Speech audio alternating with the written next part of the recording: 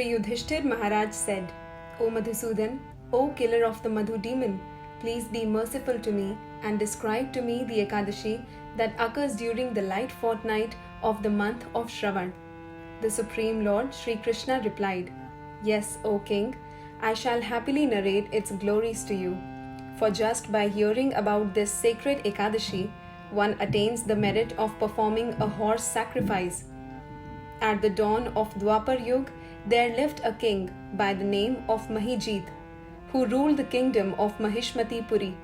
Because he had no son, his entire kingdom seemed utterly cheerless to him.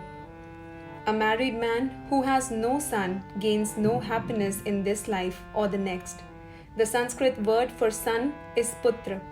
Pu is the name of a particular hell, and tra means to deliver. Thus, the word putra means a person who delivers one from the hell named Pu. Therefore, every married man should produce at least one son and train him properly. Then the father will be delivered from a hellish condition of life. But this injunction does not apply to the serious devotees of Lord Vishnu or Krishna, for the Lord becomes their son, father and mother.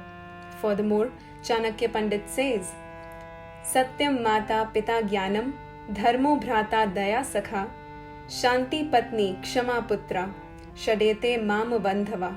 Truth is my mother, knowledge is my father, my occupational duty is my brother, kindness is my friend, tranquility is my wife, and forgiveness is my son.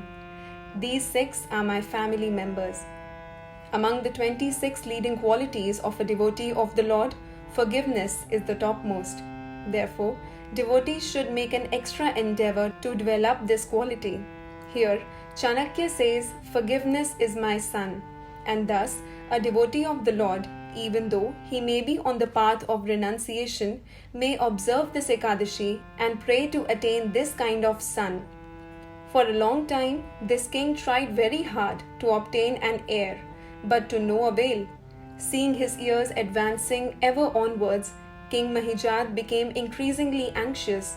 One day, he told an assembly of his advisors, I have committed no sin in this life, and there is no ill-gotten wealth in my treasury. I have never unserved the offerings to the demigods or brahmanas. When I waged war and conquered kingdoms, I followed the rules and regulations of the military art, and I have protected my subjects as if they were my own children. I punished even my own relatives if they broke the law, and if my enemy was gentle and religious, I welcomed him. O twice-born souls, although I am a religious and faithful follower of the Vedic standards, still my home is without a son. Kindly tell me the reason for this. Hearing this, the king's Brahmana advisors discussed the subject among themselves, and with the aim of benefiting the king, they visited the various ashrams of the great sages. At last, they came upon a sage who was austere, pure, and self-satisfied, and who was strictly observing a vow of fasting. His senses were completely under control, he had conquered his anger, and he was expert at performing his occupational duty. Indeed, this great sage was expert in all the conclusion of the Vedas, and he had extended his lifespan to that of Lord Brahma himself. His name was Lomas Rishi, and he knew past, present, and future. After each kalpa passed, one hair would fall out of his body. All the king's Brahmana advisors very happily approached him one by one to offer their humble respects. Captivated by this great soul, King Mahijata's advisors offered obeisances to him and said very respectfully, Only because of our great fortune, O sage, have we been allowed to see you. Lomas Rishi saw them, bowing down to him, and replied, Kindly let me know why you have come here. Why are you praising me? I must do all I can to solve your problems, for sages like me have only one interest, to help others. Do not doubt this. Lomas Rishi had all good qualities because he was a devotee of the Lord, as stated in Srimad Bhagavatam, Canto 5, Chapter 18, Verse 12, which translates to, in one who has unflinching devotional service to Krishna, all the good qualities of Krishna and the demigods are consistently manifest. However, he who has no devotion to the Supreme Personality of Godhead has no good qualifications, because he is engaged by mental concoction in material existence, which is the external feature of the Lord. The king's representatives said, "We have come to you, O exalted sage, to ask for your help in solving a very serious problem. O sage, you are like Lord Brahma. Indeed, there is no better sage in the entire world.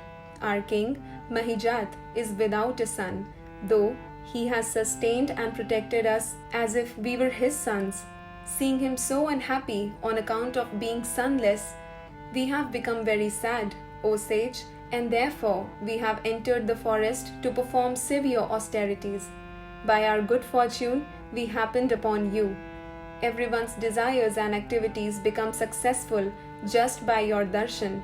Thus, we humbly ask that you tell us how our kind king can obtain a son." Hearing their sincere plea, Lomas Rishi absorbed himself in deep meditation for a moment and at once understood the king's previous life. Then he said, "Your ruler was a merchant in his past life, and feeling his wealth insufficient, he committed sinful deeds. He travelled to many villages to trade his goods.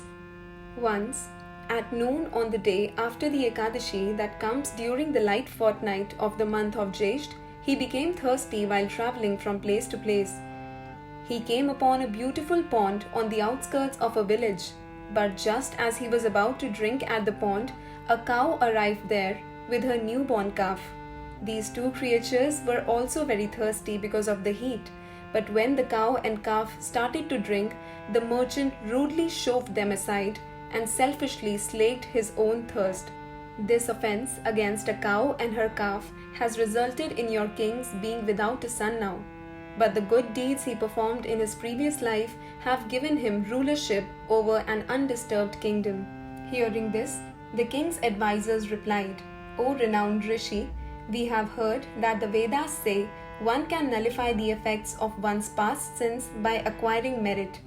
Be so kind as to give us some instruction by which our king's sins can be destroyed. Please give him your mercy so that a prince will take birth in his family." Lomas Rishi said, "There is an Ekadashi called Putrada, which comes during the light fortnight of the month of Shravan. On this day, all of you, including your king, should fast and stay awake all night, strictly following the rules and regulations. Then you should give the king whatever merit you gain by this fast. If you follow these instructions of mine, he will surely be blessed with a fine son." All the king's advisors became very pleased to hear these words from Lomas Rishi, and they all offered him their grateful obeisances. Then, their eyes bright with happiness, they returned home. When the month of Shravan arrived, the king's advisors remembered the advice of Lomas Rishi, and under their direction, all the citizens of Mahishmatipuri, as well as the king, fasted on Ekadashi. And on the next day, Dwadashi, the citizens dutifully offered their accrued merit to him. By the strength of all this merit, the queen became pregnant and eventually gave birth to a most beautiful son. O Yudhishthir, Lord Krishna concluded, the Ekadashi that comes during the light fortnight of the month of Shravan has thus rightfully become famous as Putrada, or bestower of a son. Whoever desires happiness in this world and the next should certainly fast from all grains and legumes on this holy day. Indeed, whoever simply hears the glories of Putrada Ekadashi becomes completely free of all sins, is blessed with a good son, and surely ascends to heaven after death. Thus ends the narration of the glories of Shravan Shukla Ekadashi or Putrada Ekadashi from the Bhavishya Puran. Hare Krishna.